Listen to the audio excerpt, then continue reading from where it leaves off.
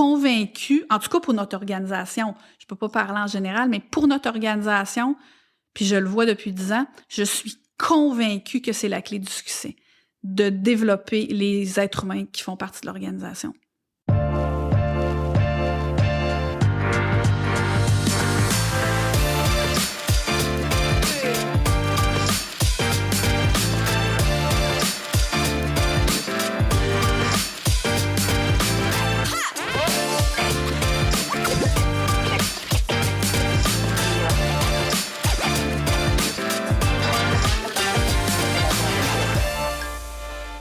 Aujourd'hui, on a rencontré Caroline Parent. Caroline est vice-présidente et chef de l'exploitation d'une entreprise qui s'appelle Logisco, qui œuvre en construction et gestion d'immeubles résidentiels et commerciaux et qui sont en opération depuis une 50aine d'années.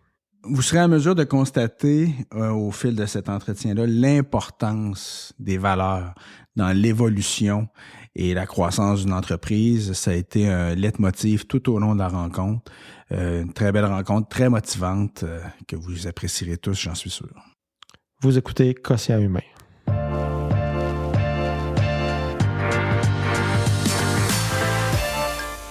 Bonjour tout le monde, bienvenue à notre nouvel épisode de notre balado. Ici Steven Garneau, je suis avec Michel Ferland comme à l'habitude. Salut Mike. Bonjour tout le monde.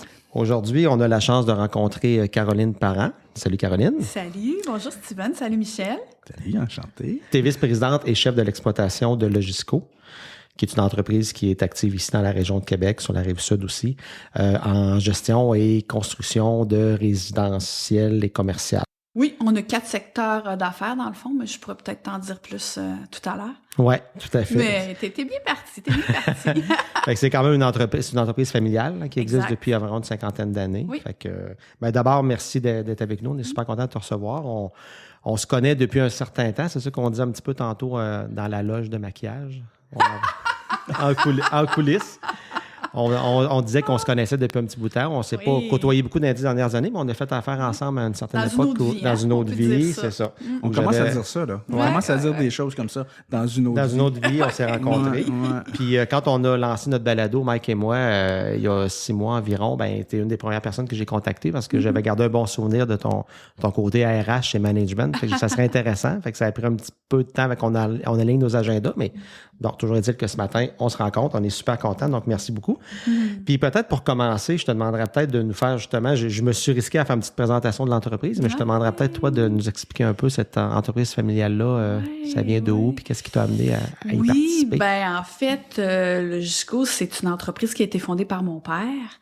Elle a été fondée en 1967. En fait, mon père était charpentier-menuisier, lui, de métier. Et il a construit son premier bloc appartement un petit peu avant les années 67. Il l'a bâti de ses mains, vraiment. Il y a habité, il l'a géré. Et en 1967, il travaillait toujours comme charpentier-menuisier. Là, il avait construit son bloc dans ses temps libres. Là. C'était ça, c'était un sideline. Là. Puis en 1967, il l'a vendu. Il a décidé de le vendre, puis il a fait 20 000 $ de profit. Donc, c'est vraiment le début de l'aventure Logisco, c'est là que ça part. Parce que avec son premier 20 000 $, c'est là qu'il se dit, OK, là, tu sais, je peux me partir, puis je peux investir. Parce que c'était quand même 20 000 $, là, on s'entend qu'aujourd'hui, c'est pas grand-chose, mais 1967, c'était quand même, il avait fait un beau profit, là, tu sais, quand même. Puis, donc, là, c'est le début de l'aventure. C'est sûr que dans les années 70, c'était surtout de une entreprise de construction surtout, puis beaucoup dans l'unifamilial. Donc beaucoup de maisons qui ont été construites là dans les années 70.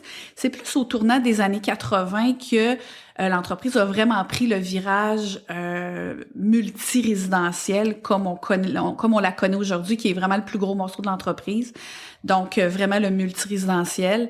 Il y a mon frère Michel qui est notre président chez Logisco, qui depuis toujours a travaillé. En fait, il a jamais travaillé ailleurs, Michel. Donc, il a toujours travaillé avec mon père. Et c'est ça. Donc, les années 80, virage vraiment vers le multirésidentiel. Ensuite, on connaît évidemment les années 90 qui ont été passablement difficile quand même et beaucoup en immobilier aussi, très, très difficile en immobilier. Taux d'intérêt extrêmement élevé, les taux de vacances aussi qui étaient élevés dans les immeubles. Fait que ça a été une période quand même assez difficile. Puis c'est au tournant des années 2000 là, que vraiment le vent a vraiment tourné. C'est à ce moment-là aussi, le marché, en fait, c'est beaucoup amélioré. C'est à ce moment-là aussi que mon frère a pris la présidence de l'entreprise.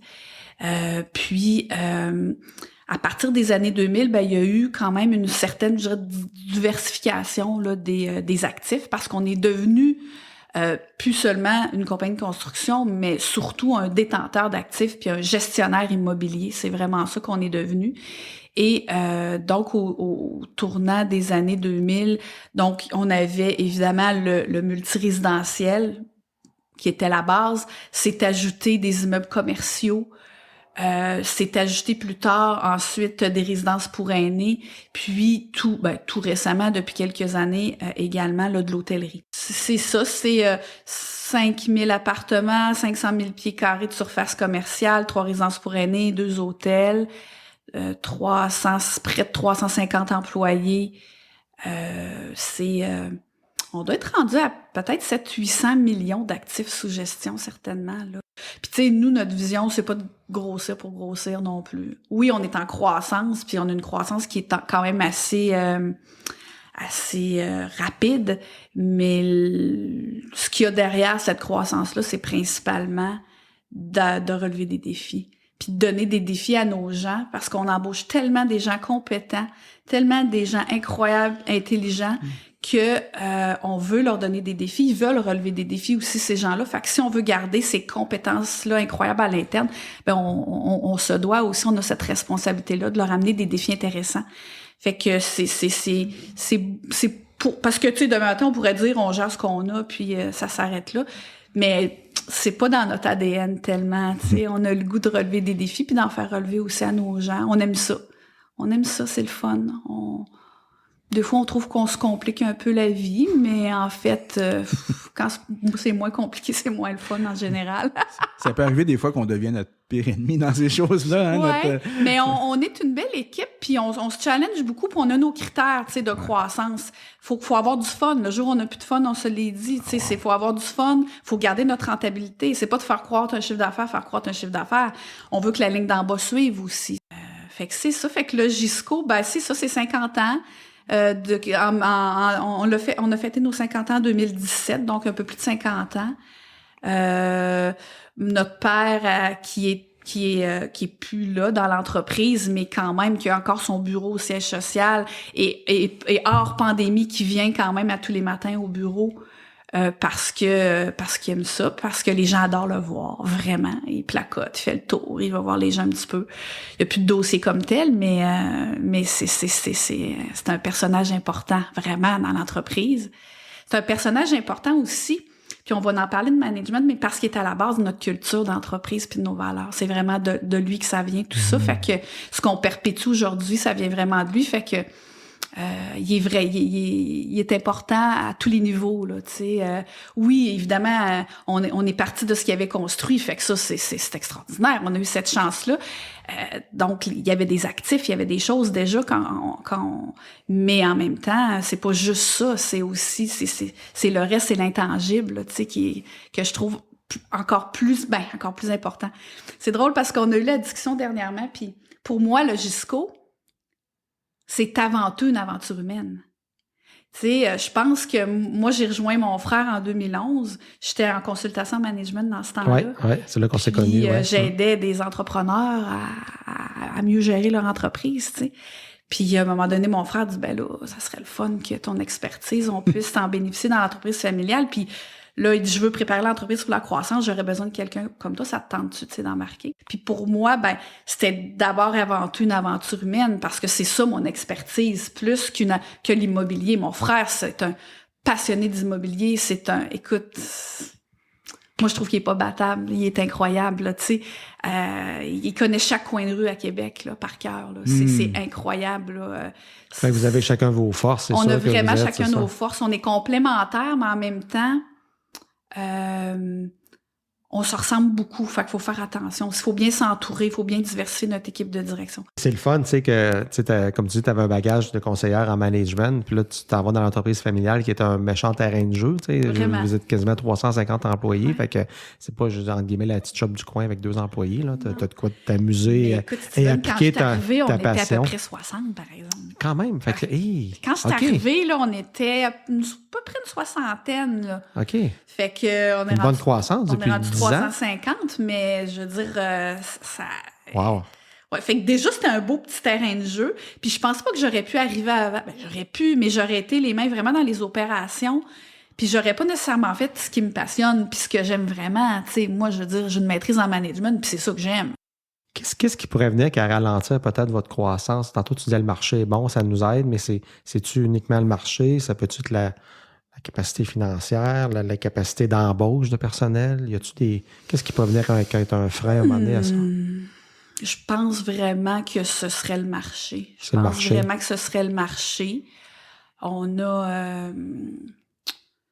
Écoute, je dis pas qu'on n'a pas de problème au niveau du personnel. Là. On en a, là, comme tout le monde. Là, on en a. Est-ce que ça pourrait nous ralentir? Écoute, peut-être éventuellement dans quelques années. Pour le moment, on a encore beaucoup d'espoir puis on travaille vraiment fort là-dessus. L'expérience employée, c'est une de nos orientations stratégiques qui est transversale, là, qui est vraiment travaillée partout dans l'entreprise. Je dirais que ça serait principalement le marché, peut-être éventuellement le personnel, mais tu sais, je pense qu'on n'est pas rendu là. Ça serait principalement ça. Le marché. Ouais. Puis, parlant de personnel, c'est ça, on dit pour être près de 350 employés, ça ressemble à quoi votre main-d'œuvre? Vous avez fait de la construction, vous faites de la gestion, vous faites. C'est quoi principalement? C'est-tu la moitié travaille en construction, la moitié en gestion? Ou... C'est vraiment diversifié. On est vraiment une mini-société. C'est ça qui est le fun. C'est un beau laboratoire, notre entreprise. On est à peu près, je dirais 90 au bureau, au bureau vers la maison. Bureau / télétravail. Qui est plus admin, là, tu sais, toute la comptabilité, on a toute l'équipe vente marketing, on a l'équipe de service à la clientèle au bureau, on a l'équipe expérience employée, l'équipe justement de vente commerciale qui est là. On a toute l'équipe de construction qui est chargée de projet, conception et tout ça, dessinateur, blablabla.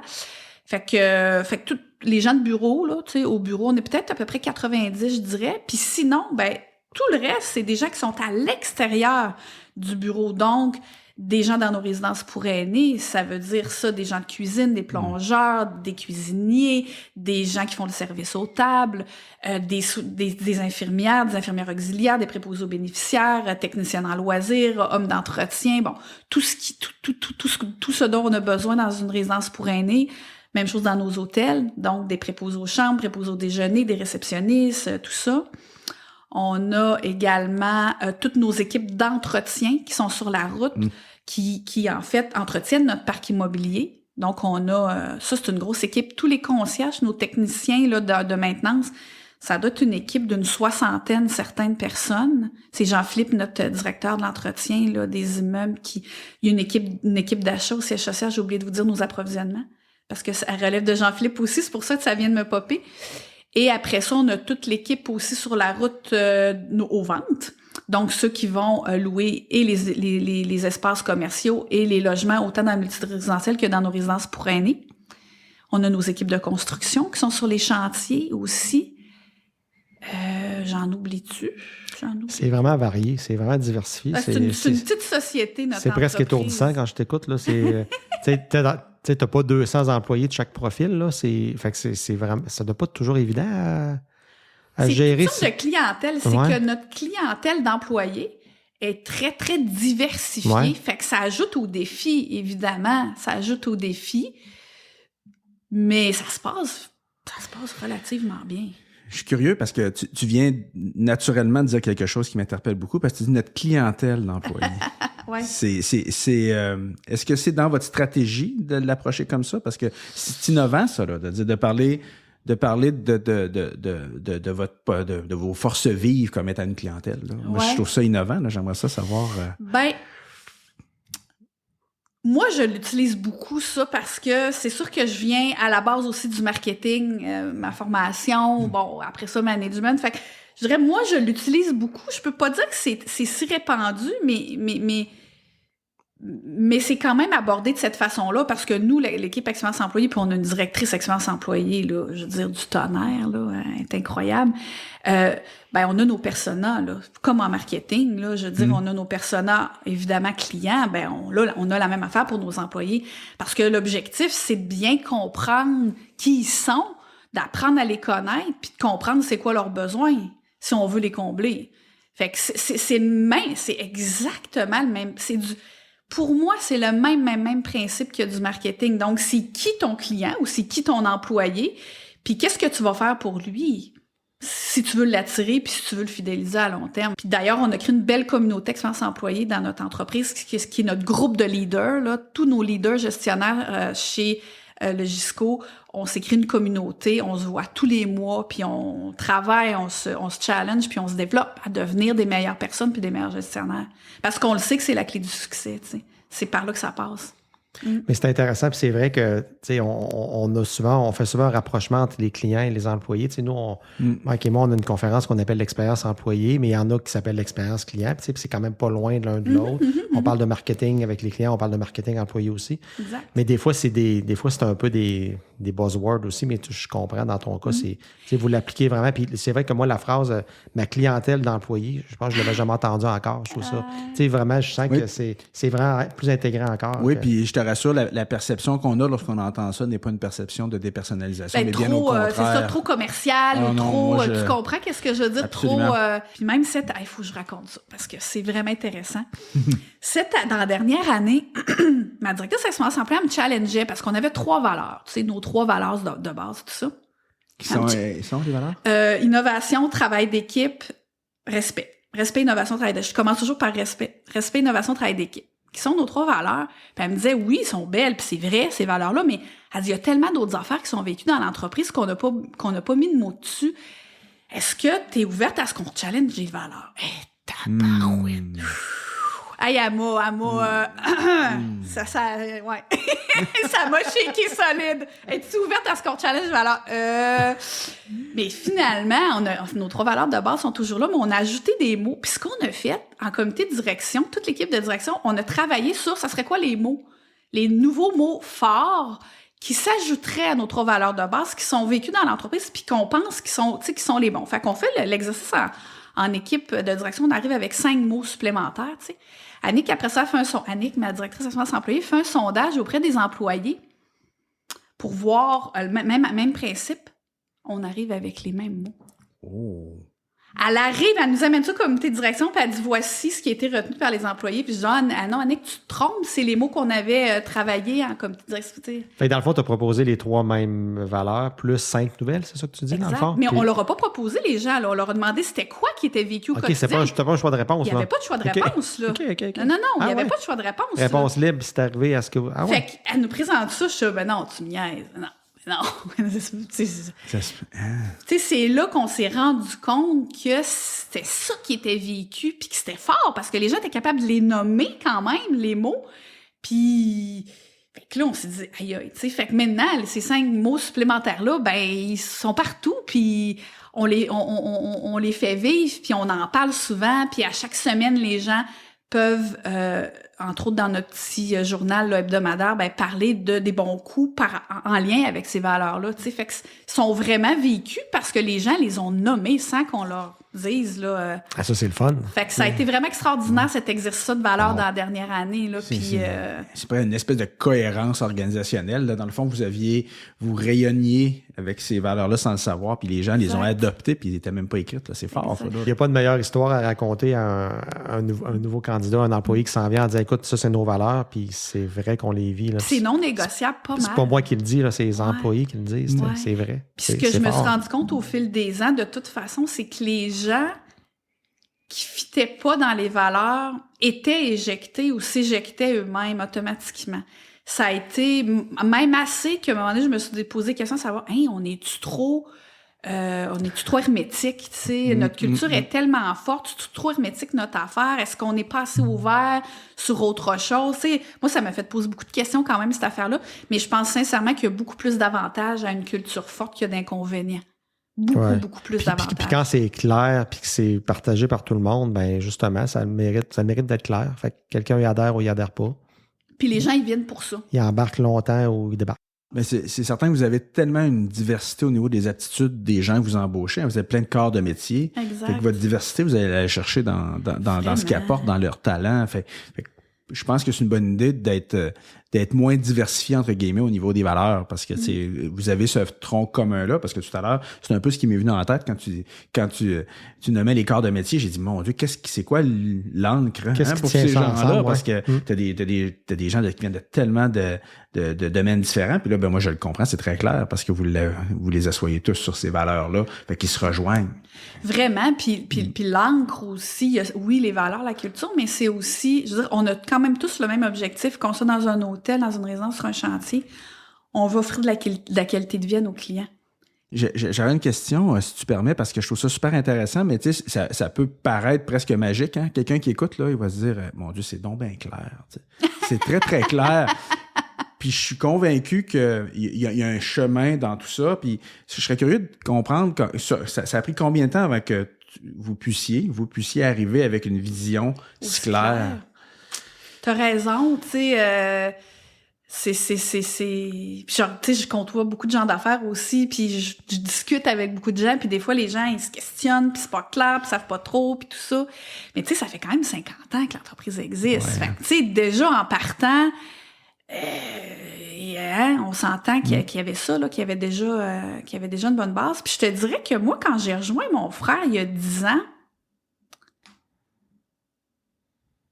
ben, la culture était là quand même, là. Tu sais, les valeurs de base étaient là, la culture était déjà là parce que c'est nos valeurs familiales à la base, avant tout. Fait que j'assume que la présence du fondateur aussi, il véhicule un peu les valeurs parce que tu y as fait référence. Ouais. Puis je trouve ça super intéressant, puis je trouve ça très beau d'ailleurs, là.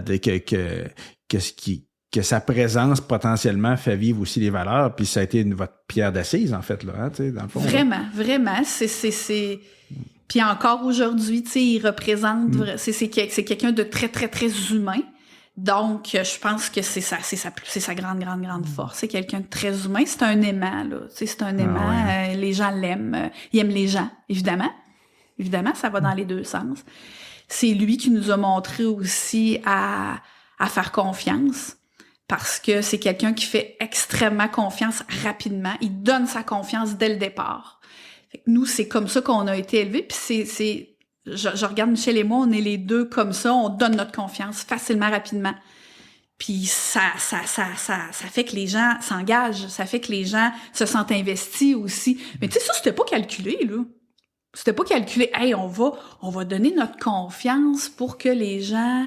C'est pas ça, c'est juste qu'on est comme ça, tu comprends? Donc, puis les gens, ben, sont investis, puis je pense qu'ils sentent qu'on leur fait confiance, puis ils ont le droit aussi de se tromper, puis on leur dit qu'ils ont le droit à l'erreur, puis quand ils se trompent, ben, ils se font pas taper sur la tête.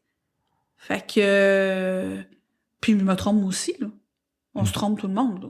On a le droit à l'erreur. On a le droit à l'erreur, c'est ça. Puis si on n'avait pas le droit à l'erreur, ben, on pourrait pas écrire innovation sur notre mur, là. Ça va pas mal ensemble. Là. J'aime ça dire souvent quand les gens disent, quand on parle de comité d'innovation, il y a des entreprises qui mettent ça en place, puis j'ai dit, le succès, c'est très relatif. Puis je fais souvent référence, je dis, tu sais, il y a un sport que tu réussis 3 fois sur 10, puis tu vas au temple de la renommée, puis c'est le baseball. Tout est relatif. Ça dépend vrai. Dans quel domaine que tu es, puis ton taux d'acceptation là, dans l'innovation, ben c'est sûr que tu n'atteindras rien si tu n'as pas des échecs.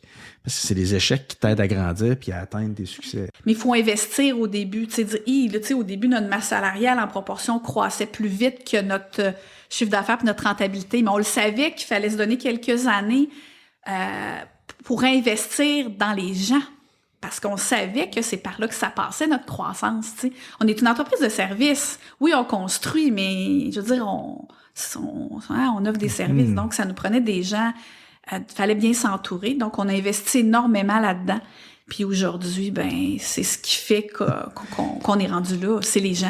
C'est comme si la construction, c'était un outil pour servir votre mission, presque. Là, Vraiment. C'est fou, hein? Puis, mais encore là, dans notre département de construction, si vous voyez la compétence qu'il y a là, c'est incroyable. Puis notre VP construction, c'est une femme. Je suis toujours fière de le dire. À chaque fois, les gens me demandent, oh, tu le dis tout le temps, mais oui, je le dis, mais je suis fière de ça. Tu sais, notre grande patronne construction qui gère l'ensemble de l'équipe puis l'ensemble des chantiers, tout, c'est une femme. Puis elle est extraordinaire aussi, tu sais. Fait qu'on a une équipe... Tu peux la nommer, hein? Oui, Véro.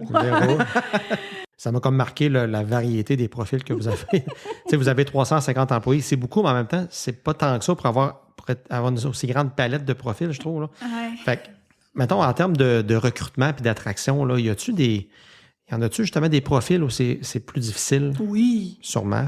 Ah oui. Là où on a le plus de difficultés à l'heure actuelle, c'est dans nos résidences pour aînés.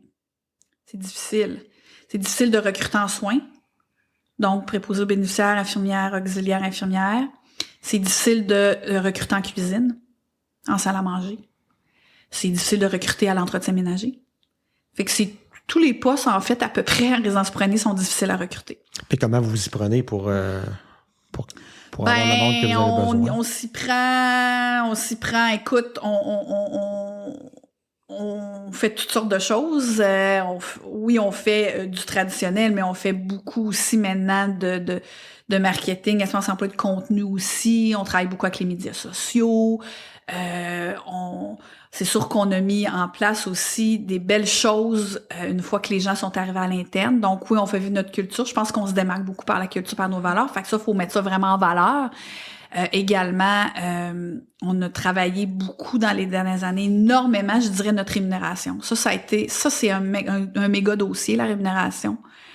Les avantages sociaux aussi qui viennent avec, mais la structure de rémunération, on l'a encore retravaillé pour nos résidences pour aînés récemment parce que le marché arrête pas d'augmenter, là, tu sais. Fait que à un moment donné, si on veut recruter puis conserver nos gens, ben il reste quand même que c'est un élément important. Même si on aimerait bien penser que la rémunération, c'est secondaire, mais ça ne l'est pas. Résidence pour aînés, c'est particulièrement difficile. Dans l'hôtellerie, on a quand même de la difficulté à l'entretien ménager. Préposé aux chambres, ça, c'est quand même pas facile à recruter. Puis sinon, après ça, où je dirais que c'est aussi difficile dans l'entreprise, c'est conciergerie. C'est quand même assez difficile. Puis même service à la clientèle, c'est pas si évident là, quelqu'un qui passe ses journées au téléphone à répondre aux clients puis tout ça là, c'est quand même pas tout le monde qui veut faire ça. Puis pourtant je trouve que c'est un beau métier d'être en contact avec les clients là, mais c'est sûr que des fois ils ont pas juste des belles choses à dire hein. Fait que c'est sûr qu'il faut quand même avoir un tempérament qui a un certain détachement aussi pour faire ça là. Mais ils sont tellement importants, tu sais. Moi, je dis toujours, tu sais, comme là, récemment, on avait une problématique, là, on avait de la difficulté là, à recruter des concierges, on a travaillé notre rémunération, entre autres, mais tu sais, je disais à mes gens, attendez un petit peu, là, nos concierges, là, c'est la première figure que nos clients voient, là. Ils représentent notre entreprise. Moi, ils me voient jamais, là, mais les clients résidentiels, là, ils me voient jamais, là, tu comprends, là. Qui ils voient, c'est le concierge qui est sur le projet, là. Ils sont assez importants. Mm-hmm. Ils ont le logo, mais j'imagine. Ils ont le logo, ils sont habillés, là, jusqu'à il y a en casquette, tout. Puis, je veux dire, c'est l'image. Ils représentent l'entreprise auprès du client. Là, j'attends un petit peu, là, on va s'organiser pour, avoir des... Puis, on a une super équipe de conciergerie d'entretien. Ils sont incroyables. J'étais allée à une rencontre, je vais pas souvent, mais Jean-Philippe, mon directeur de l'entretien, ben, il réunit ces gens à l'occasion, puis ils sont beaucoup, là, c'est ça, je disais, ils sont au moins de 60aine. Puis j'étais allée là il y a quelques semaines à leur rencontre. Écoute, sont extra, la vibe était bonne, sont beaux, sont bons, ils ont des bonnes questions, sont vifs. Il y a le vieux dicton, hein, l'attitude, c'est le reflet du leadership, là. Donc ça part à quelque part, ça. Tu sais, faut qu'en haut ce soit comme ça pour qu'en bas ce soit comme ça. Ouais. Fait que c'est quand même ça témoigne de la force de votre comportement culture, organisationnel, puis que ça vraiment, moi je trouve que c'est clair là. Fait que c'est sûr que ça percole jusque là parce que les gens le vivent. Puis t'es allé à la réunion, puis regarde comment t'en parles de tes gens, c'est comme je veux dire, on pourrait dire que t'es aimes là. Oh, mais je le dis tout le temps, c'est vraiment, sont extraordinaires, c'est vraiment, vraiment. Puis tu sais, ça m'amène à vous dire que dans la dernière année, tu sais, on avait commencé à travailler un programme de développement du leadership pour notre communauté de leaders. Tu sais, chez Logico, on avait commencé à travailler là-dessus avec Annick, notre directrice d'assurance employée. Puis là, bon, du coup, la pandémie est partie. Puis là, bon, au début, tu sais, quand même, ça a été quelque chose, cette affaire-là. Là, fallu se repositionner un peu. Puis, on a pris des commentaires pendant cette période-là, tant qu'à faire de nos leaders. Puis on avait commencé le programme, tout ça. Ils aimaient ça. Mais ce qu'ils trouvaient, c'est que quand ils arrivaient sur le terrain, des fois, il y avait de la difficulté à mettre en application les choses qu'on travaillait, tu sais, dans le programme, tout ça. Puis, ils nous ont proposé, c'est eux autres, nos gens qui nous ont proposé ça, de le travailler en équipe plutôt que de le travailler individuellement. Tu sais, plutôt que moi, comme leader, d'aller me faire former, pourquoi on travaillerait pas notre leadership d'équipe, tu sais? Fait qu'on a viré notre programme de bord. À partir de l'automne, c'est devenu un programme de développement des équipes au lieu de développement des gestionnaires. Et là, chaque équipe dans l'entreprise a goûté à ça. Donc, ils ont passé une journée à travailler sur leur dynamique d'équipe, à mettre en place les règles, à créer leur espace, leur safe space, comme on appelle, pour pouvoir se parler, dire les choses en toute authenticité, se dire les vraies affaires aussi. Ils se sont donné des compas d'équipe. C'est quoi eux autres? Où est-ce qu'ils mettent leur énergie? Puis comment ils veulent le faire? Toujours en lien avec les orientations de l'entreprise, évidemment. Puis j'ai peut-être une question, Caroline, revenir un petit peu sur la croissance dont on parlait tantôt. Tu sais, en affaires, on entend souvent dire que la croissance relativement rapide, des fois, c'est pour toutes sortes de raisons, c'est difficile. C'est difficile des fois à gérer. Moi-même, je l'ai vécu dans une autre organisation, puis des fois, on entend, moi, des fois, je dis, c'est la force du nombre à un moment donné qui fait que tu as des choses qu'il faut qu'ils changent forcément quelque part. Au début, c'est tout petit, c'est familial, ça grossit. Tu l'as quand même vécu de 60 à 300 quelques employés. Ouais. Est-ce qu'il y a des choses que tu dirais par rapport à la façon dont vous gérez vos employés qui sont vraiment différentes aujourd'hui de quand vous étiez juste 60? Je comprends qu'il y a une transition pour se rendre là, puis vous avez fait certains ajustements, mais aujourd'hui, il y a toutes des affaires que tu dis, c'est plus tough ou c'est plus facile, je sais pas, que quand on était juste 60? C'est une bonne question. Je dirais que ça va avoir l'air bizarre, mon affaire, mais je trouve que ça se ressemble. Ça se ressemble dans le sens que on n'a pas changé. Fait qu'on est les mêmes êtres humains Michel et moi, qui sont là pour gérer l'entreprise à la base. Là, on est les mêmes. Oui, on a évolué. Je pense qu'on s'est amélioré comme humain. Puis je souhaite qu'on s'améliore encore. En tout cas, moi, c'est mon objectif pour le restant de mes jours. Là. Mais puis c'est sûr qu'il y a des affaires beaucoup plus formalisées aujourd'hui. On a plus de formations, on a des programmes, on a des politiques. Tu sais, à un moment donné, comme tu dis, le nombre fait qu'à un moment donné, il faut que tu structures davantage puis que tu mettes en place des choses parce que Free for All va pogner assez vite, là. Tu sais, ça prend puis de toute façon, les gens ont des questions, il faut que tu leur répondes. Ça prend des politiques, des structures, très léger, remarque, là, on est vraiment, on est loin là, de la bureaucratie, mais quand même, ça prend là, une bonne base, des bonnes fondations, des choses claires. Je dirais qu'il y a ça, il y a le fait qu'on a bien plus de gestionnaires, donc maintenant, il faut gérer des gestionnaires, ce qu'on faisait pas, tu sais, on est nous-mêmes passés par là, puis là, on a c'est incroyable, là, tu sais, il y a des gens, là, qui sont arrivés, moi, en tout cas, quand j'étais arrivée il y a 10 ans, puis qui sont encore là, puis eux, au départ, étaient eux-mêmes pas gestionnaires. Non seulement ils sont devenus gestionnaires, mais ils sont devenus gestionnaires de gestionnaires. Puis c'est incroyable l'évolution qu'ils ont vue. Puis ça, moi, c'est sûr que étant une fille de management, moi, c'est ça qui me fait triper, là. Tu sais, je veux dire, je l'ai dit, c'est l'aventure humaine, moi, qui me fait triper. Puis, tu sais, en même temps, j'aime l'immobilier, là. Je veux pas que vous pensiez que j'aime pas ça. J'aime ça, puis je suis vraiment fière de ce qu'on fait, puis je trouve ça vraiment assez extraordinaire. Puis, tu sais, on loge des milliers de gens, puis je trouve ça beau, tu sais, puis non, qu'est-ce qu'on fait? Mais tu sais, pour moi, ma passion, c'est le management, puis de voir les gens évoluer, c'est ce qui me nourrit, tu sais, au quotidien. C'est ça qui me nourrit, là. Vraiment, vraiment, vraiment, là. Quelle forme je suis curieux de savoir quelle forme de rétroaction vous faites à vos employés sur parce que tu sais les gens, on entend souvent ça, hein, ils ont besoin de savoir, est-ce que je réponds aux attentes, est-ce que ça va, tu sais, puis est-ce que c'est quelque chose qui est en continu, est-ce que vous avez des choses qui sont vraiment structurées, comment vous le faites? C'est drôle parce que la semaine passée notre communauté d'expérience employée, c'était sur ça le feedback en continu. Fait que nous, chez nous, je dirais la base puis la ligne directrice, c'est le feedback en continu. C'est vraiment le feedback en continu. Il y a quand même 2 rencontres plus officielles dans l'année avant les vacances là, qui se passent en ce moment et avant Noël qu'on appelle nos appréciations de la contribution, qui sont des rencontres pour parler du développement de la personne, qui sont pas des rencontres pour dire ce qui va pas bien, ce qui va bien, ce qui va pas bien. On le fait en continu, ça. Mais je trouve qu'on a encore du chemin à faire, c'est que on passe souvent vite au prochain coup. On prend pas beaucoup de temps à célébrer nos bons coups. Tu sais, on est comme plus animé par partir le prochain projet que de célébrer celui qui vient de se terminer. Ouais, c'est le propre de la croissance, souvent. C'est ça que tu penses à demain plus qu'à hier. Là. Vous voyez ça. En tout cas, moi, souvent, je dis, là, puis je la prends cette expression-là vraiment souvent, là. Il y a le pare-brise est plus gros que le rétroviseur. Hein? Dans une voiture, fait qu'on a tendance à beaucoup... c'est bon, ça. Je vais retenir ça, c'est bon. C'est quand même un réflexe. Puis même, on se l'est dit en équipe de direction, on est non, mais push pour célébrer nos bons coups. On est tout le temps en train de passer à l'autre appel, là, tu sais, puis... Hey, c'est important de célébrer nos bons coups. Faut s'arrêter, puis faut prendre le temps. Fait qu'on se le dit beaucoup, puis on a mis des choses en place. En tout cas, on s'améliore tranquillement. Je pense que c'est important, excuse-moi, comme un coach au hockey, tu sais, quand les journalistes posent des questions sur la game qui vient de se passer, puis lui, il veut déjà parler de la prochaine, tu sais, on l'oublie. On est sur la prochaine. C'est ça. Mais souvent, on a une espèce d'amnésie quand ça va pas bien, là. Tu sais, je pense que ça, c'est naturel. Ouais. Mais ce que tu fais référence, c'est beaucoup célébrer les petites victoires, puis je pense que c'est important pour les gens qui sont plus proches des changements qui sont mis en place parce que pour eux, en effet, ils sont pas toujours dans toute la stratégie de développement. Quand tu as un développeur d'affaires, ça regarde tellement loin en avant.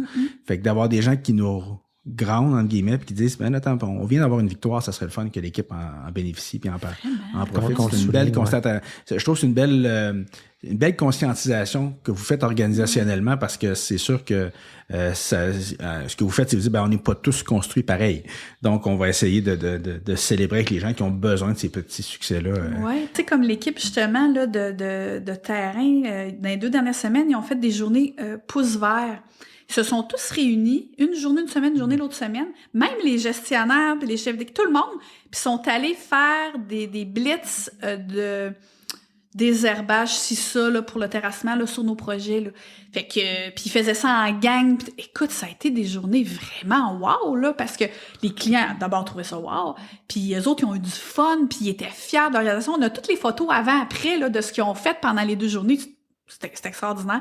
Fait que ça, c'est le fun parce qu'ils ont comme célébré en même temps qu'ils faisaient le travail. J'ai vraiment trouvé que c'est une belle initiative, ça, de l'équipe terrain.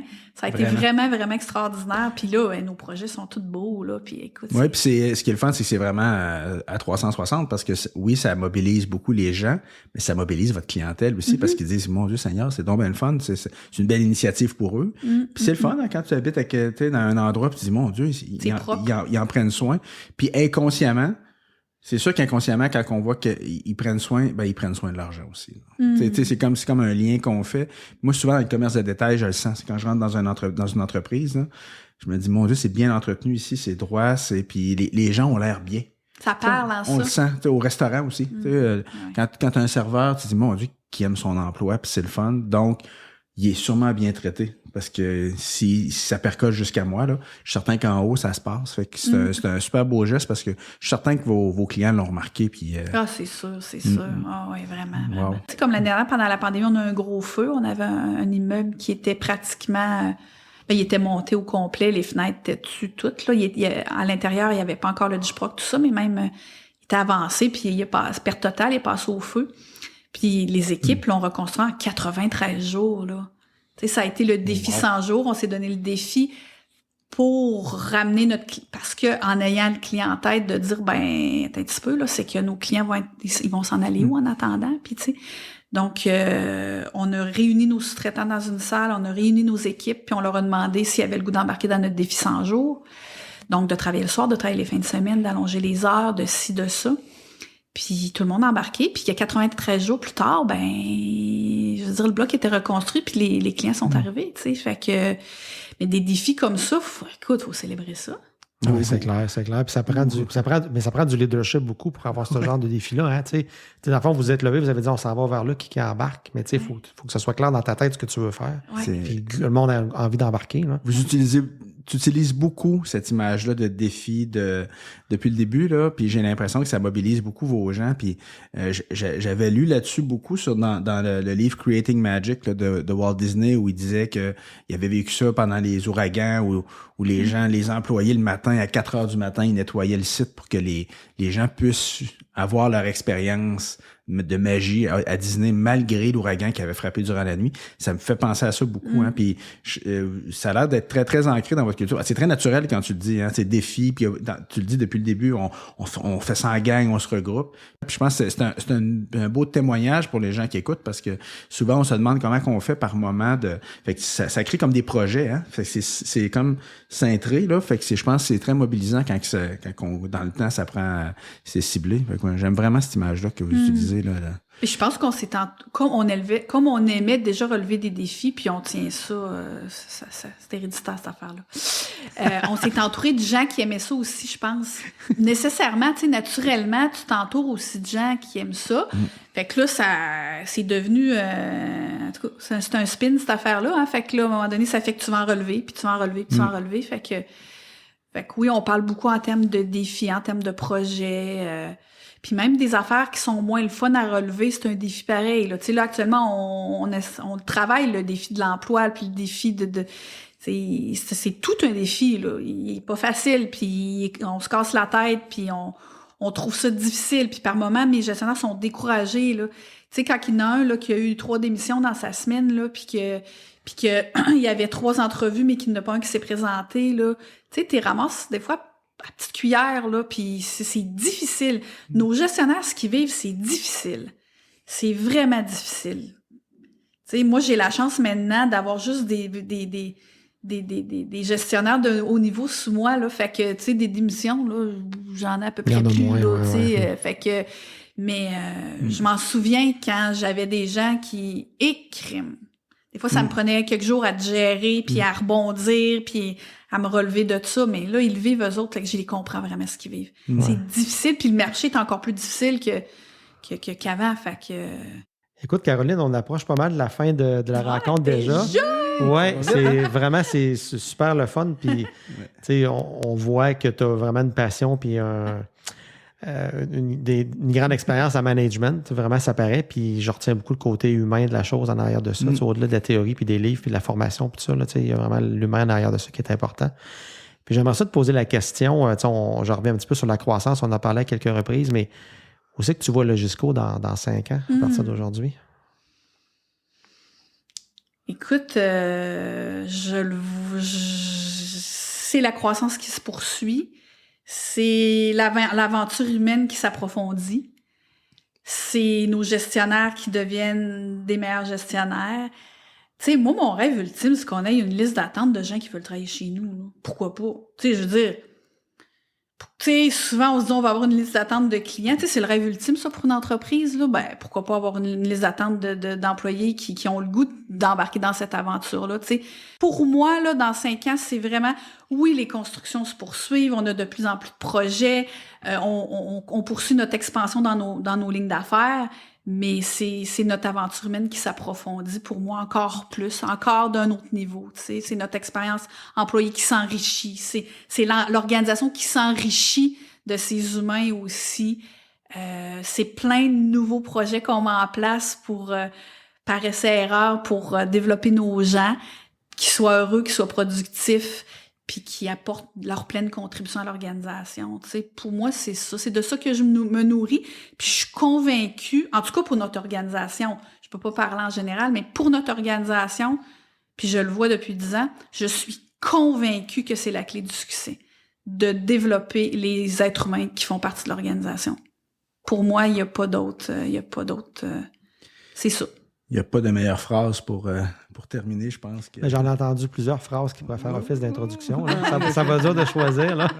Il y avait trop de bon matériel. En effet, alors, c'était super intéressant. Merci beaucoup pour Merci ta à vous, transparence, c'était le fun. Caroline, puis ta générosité. Tu as été très généreuse de partager ça. Puis moi, je suis convaincu qu'en tout cas, les gens qui vont entendre le balado, il y en a plusieurs qui vont dire, moi, j'ai envie d'aller travailler chez Logisco parce que tu transmets cette passion-là de façon incroyable. Puis moi, le fait que ton objectif ultime gravite autour de l'humain, c'est tout à ton honneur. Alors, félicitations pour ce que vous avez accompli et bonne chance pour ce qui s'en vient. Hey, merci, les Merci gars, de beaucoup, m'avoir Caroline. invité, puis bonne chance à vous pour la suite aussi. Merci beaucoup.